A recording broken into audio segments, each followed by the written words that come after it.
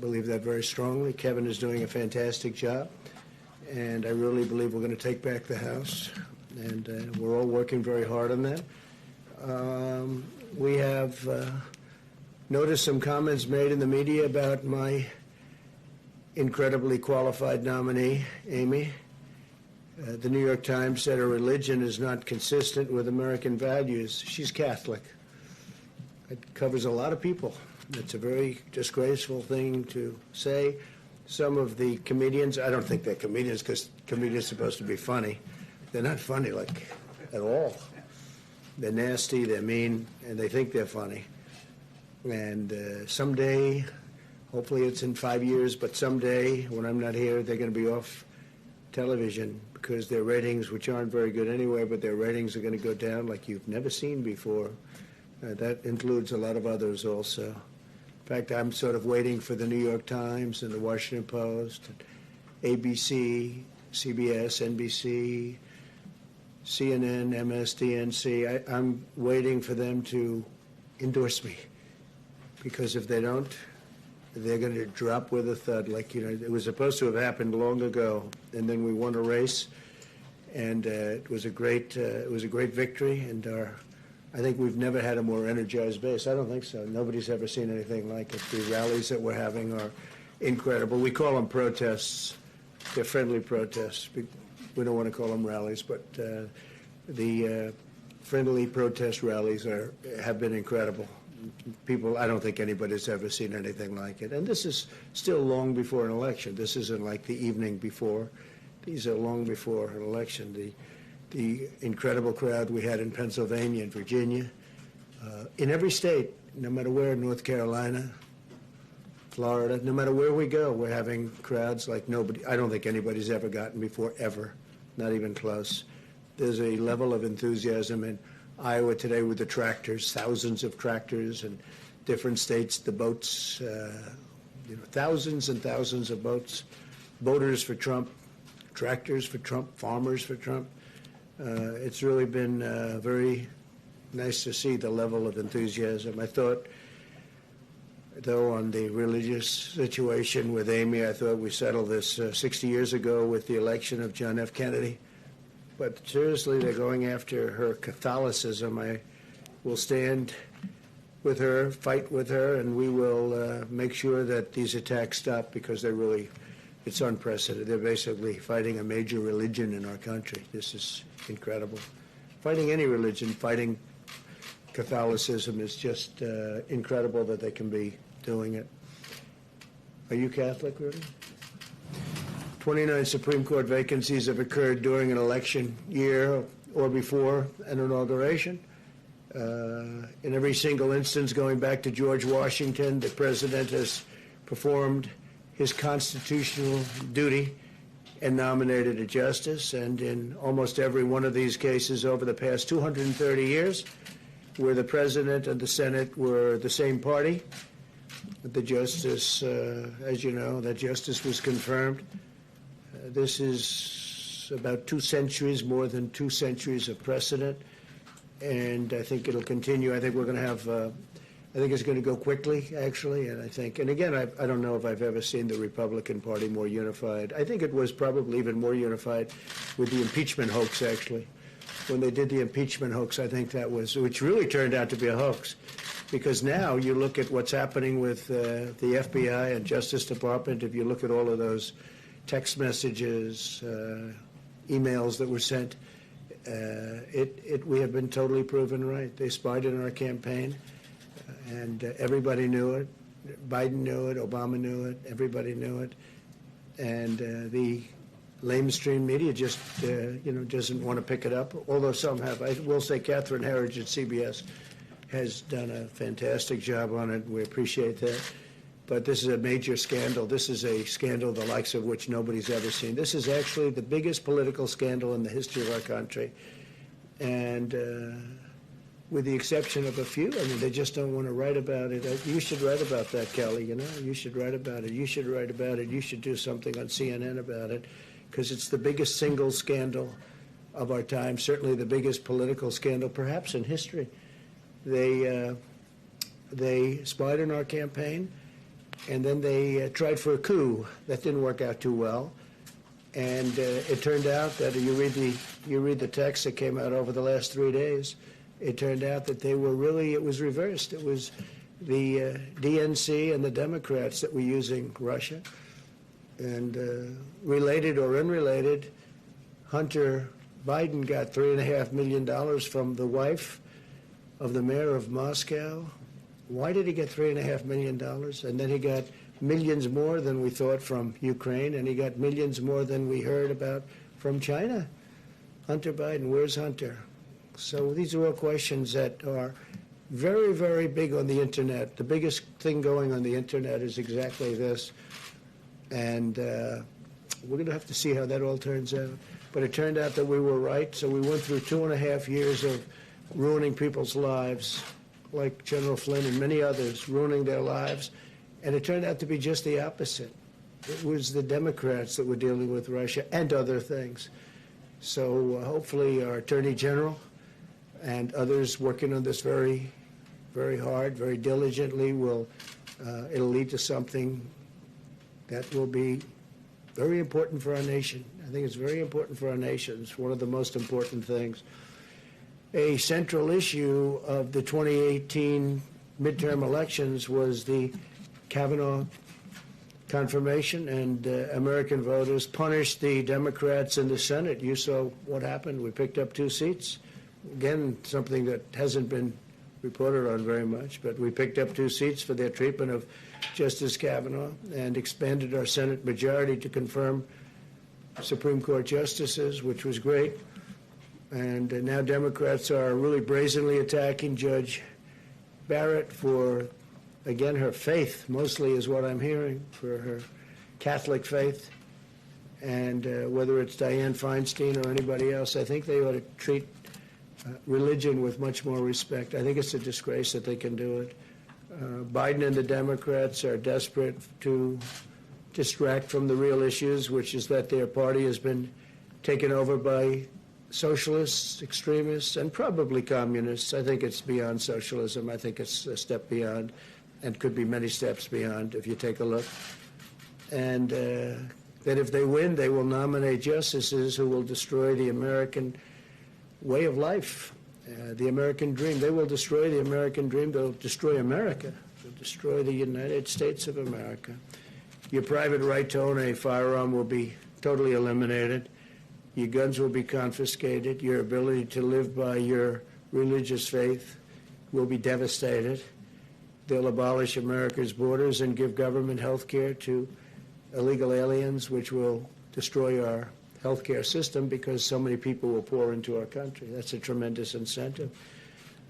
On voter fraud, as you know, hopefully there won't be a very big movement, because hopefully we're going to be able to win. I think we have the massive movement. I think we're going to have a tremendous victory. There won't be a transition, because I can't imagine we call a transition if we win. You know, they talk about, will there be a friendly transition? Of course there will, but we have a big problem, and you see it every day. You see it happening every day with ballots. We are gravely concerned about the Democrat assault on election integrity. In Brooklyn, 25% of mail-in ballots were ruled invalid in June's Democrat primary. You saw that. And a special election in New Jersey, 20% of the ballots were thrown out, and 4 people are now being prosecuted for fraud. It's all in the mail-in ballots. 35,000 mail-in ballots were rejected in Florida's primary, and 100,000 were rejected in California, and that's just the beginning.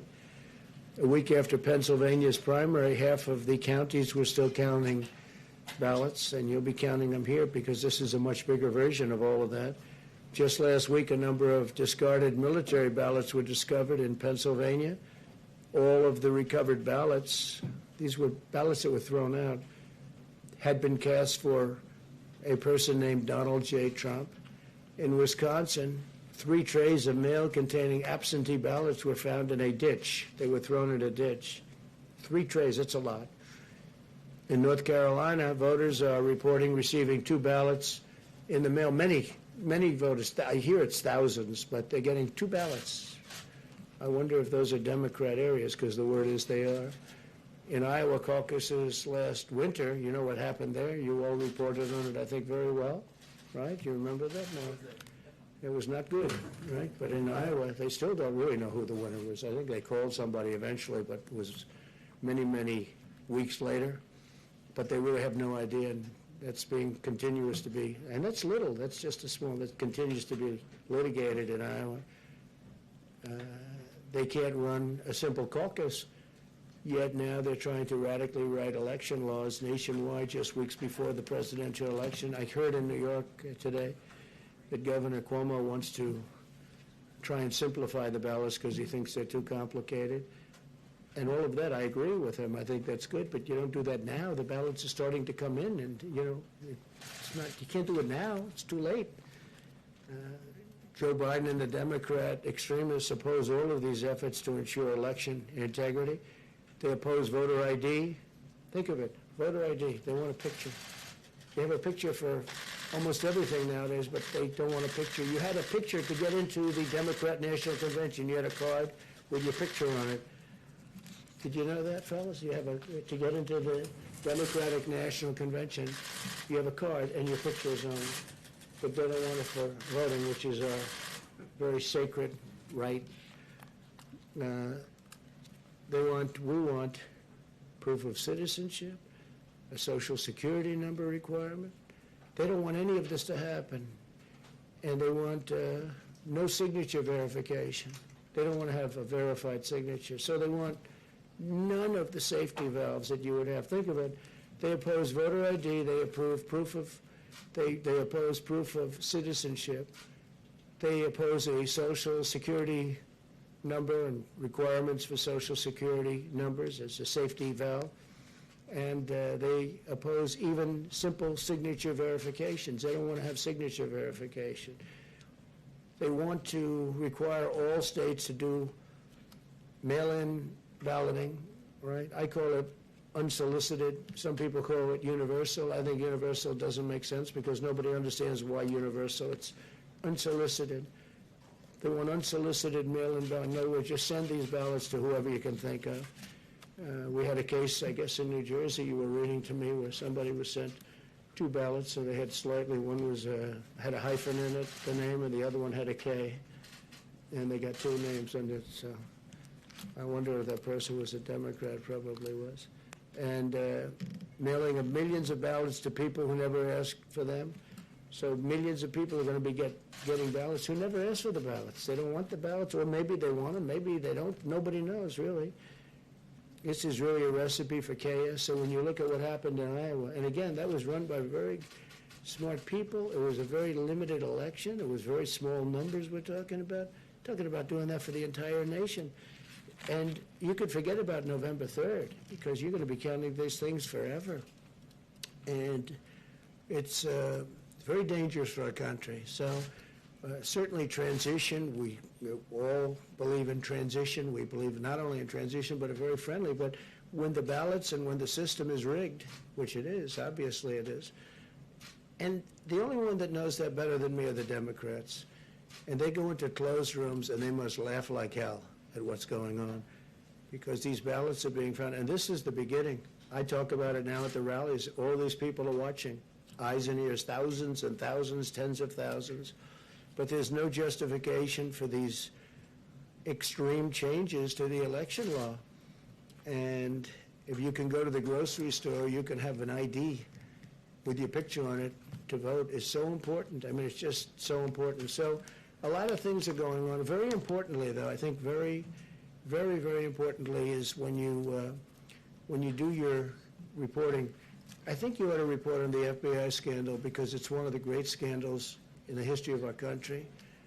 And I think people want to hear about it. If you look at the internet, you'll see how people want to hear about it. And they all know about it.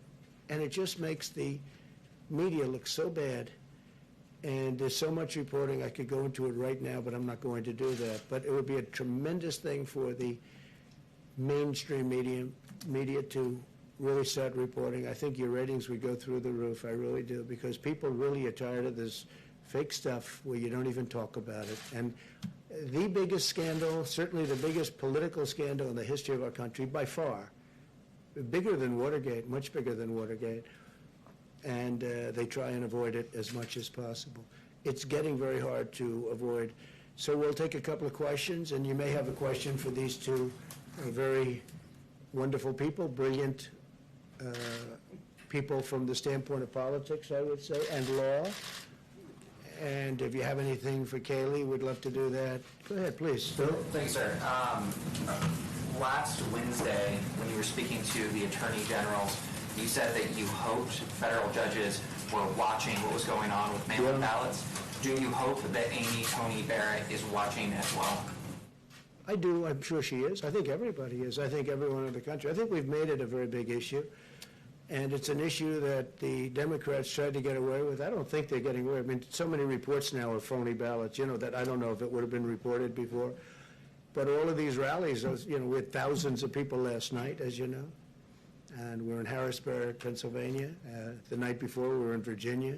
I mean, those crowds are, whether it was 35,000 or 30,000, those crowds are massive. And that's on very short notice. All of those people are watching. We have eyes and ears now that we wouldn't have had if we didn't bring it up. So no, I'm sure she's watching, and I'm sure that everybody's looking at it. I think it's just common sense. Go ahead, Frank. A quick follow-up. Did you discuss the election with her? No, I didn't. I just didn't think it would be appropriate. And I've watched over the years as presidents would interview and talk and make a decision on a Supreme Court justice. And I was actually surprised they wouldn't talk about various things like Roe. They wouldn't talk about, things that are very important. They think it's inappropriate to talk about them. I don't know that it's inappropriate, but I've gone by that custom. Go ahead, Phil. Thanks, sir. Democrats are arguing that ACB puts in danger not only Roe v. Wade, but a number of other decisions. Do you think that they are correct? No, I don't know. I mean, we depend. I think she's going to rule on the law. I think she's going to be a great justice for many years to come. But I can say they also bring up health care. I mean, Obamacare is terrible. It doesn't work. We've made the best of it. We got rid of the individual mandate, which is great. We are going to protect people with pre-existing conditions 100%. But if we can end Obamacare and come up with a much better health care system that's much cheaper, and much better, which is what we'll do. On the other hand, if the court rules against, we will manage the system better. But don't forget, we've already essentially gotten rid of Obamacare because we got rid of the individual mandate, and it was all based on that. So we've done a tremendous amount because the individual mandate was the most unpopular aspect of Obamacare. You had to pay a lot of money for the privilege of not paying for bad health care. So that was a terrible thing for people. And what we will do is, if we are fortunate enough to get rid of the little remaining in Obamacare, and again, individual mandate, the way I view it, that's no longer Obamacare because that was the central point, and we won that. We've already won that, as you know. But by getting rid of that, it's different. It's a much different thing. The other thing we've done is managed. Here's the story. It's no good. It's too expensive. It's bad coverage. You don't get your doctor. You don't get your plan. All the things that President Obama said, you don't get. And Biden, too, by the way. If Biden even, I don't think he has any understanding of it. But you don't get your doctor. You don't get your plan. 28 times President Obama said, you get your doctor, you get your plan. It turned out to be a lie. So here's what we're doing. If we can terminate, we are going to have a much better plan, and you will have your doctor, you will have your plan, you'll have a lot of things that you don't get with Obamacare. Yeah. You said this numerous times, but do you really believe that Joe Biden will be on any type of performance-enhancing drug ahead of the debates, or are you just joking? No, I'm not joking. I mean, I'm willing to take a drug test. I think he should, too, because he's had a very uneven... I watched him with some of when he was with, debating Pocahontas and Harris, who treated him so badly, but I watched him, and he was out of it, right? And then I watched him against Bernie Sanders, and he was okay. I mean, he wasn't great, but he wasn't terrible. He was okay. a far cry from the way he, you know what I'm saying. I mean, if you look at some of those debates, I said there's no way he can continue. He can't continue. Then all of a sudden he debated crazy Bernie Sanders, and you know what? The truth is he was okay. And I said, how did he go from there with those horrible performances to where he was okay? And I always joke, but you know, it is true. He was no Winston Churchill in debating, but he was fine. And people say he was on performance-enhancing drugs. A lot of people have said that. A lot of people have written that. So take a look at it. Take a look. Why don't you just check it? You can check out the internet. You'll see plenty of people say it. And whether he is or not doesn't matter. But I would love to take a test, and he can take a test too. So we'll start with debate. Obviously, it is coming up. How are you preparing? Is somebody playing Joe Biden in the debate with you? Are you doing debate prep at all? Yeah, we are. We're doing it. These two gentlemen have been helping. And Kaylee's there. Who plays Biden for you? I mean, I would say maybe a combination of these two, and either one of them is about 5 times smarter than Sleepy Joe. But we had a little debate prep before we came here. I think this whole thing, though, is debate prep. You know, what I do is debate prep every day. I'm taking questions from you people all the time. I mean, I've taken a lot of questions from you over the last number of years, and he doesn't. I watched the way he was treated on MSDNC on Friday. I guess he did it live, and it was disgraceful. It was an embarrassment. I know her, and she's a pretty tough reporter. The way she was helping him along with us, it was so obvious what was going on. She was helping him. She was giving him a question and then helping him to answer the question. I know her very well. She doesn't do that. It was embarrassing, and people don't talk about it.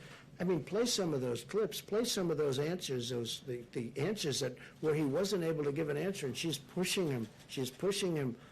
They never do that with me, I can tell you, but I don't have the kind of problems he has. How many hours would you say you've spent on debate prep? A little time. I mean, not a lot. More or less than 60. I'm running a country. I don't have the luxury. I watched other people over the years. I watched one sort of fairly recently, not too long ago, go into a cabin, lock himself into a cabin, and he came out and he wasn't very effective. You know, he had so many things going on.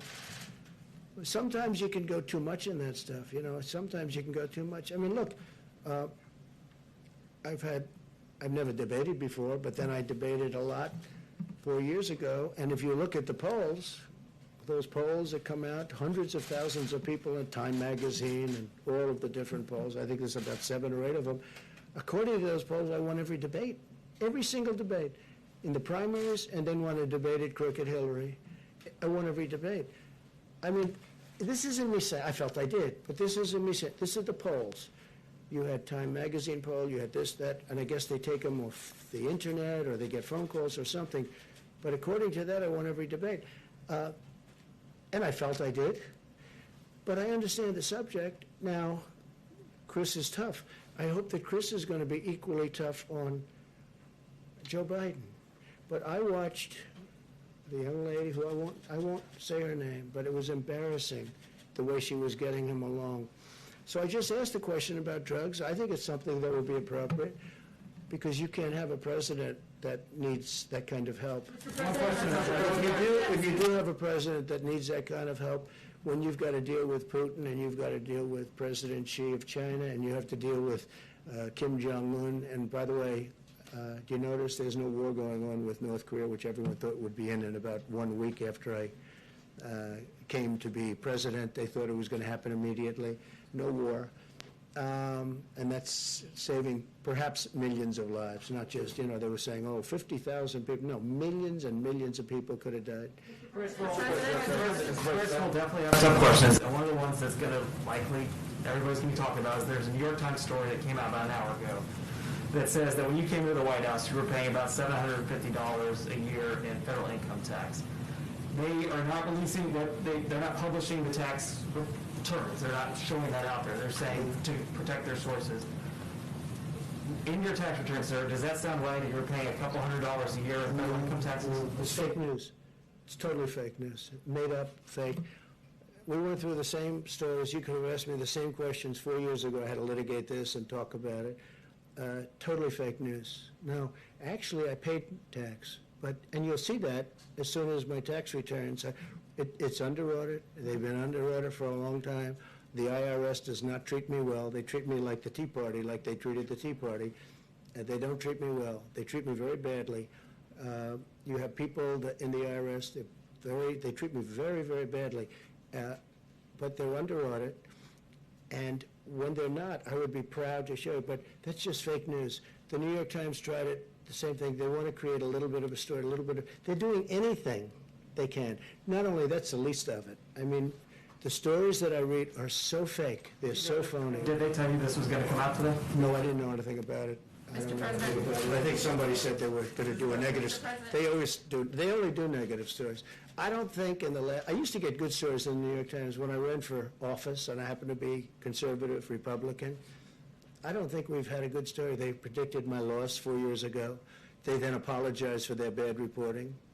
Then they predicted the FBI and all of these things. That's now proven to be a hoax, a complete hoax. They got Pulitzer Prizes along with the Washington Post. They should give all those Pulitzer Prizes back because everything was wrong. I mean, it was so bad. Their reporting was so bad, they were wrong. It was exactly the opposite. Now, there are people that should get Pulitzer Prizes. Solomon, Carter.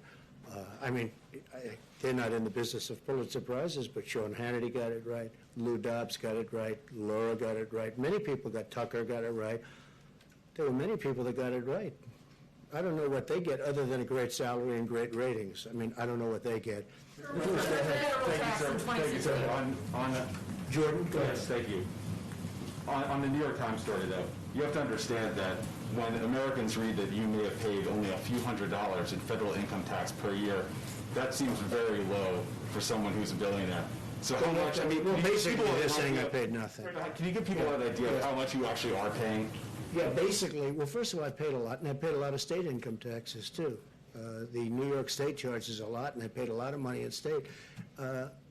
It'll all be revealed. It's going to come out. But after the auditors, they're doing their assessment. We've been negotiating.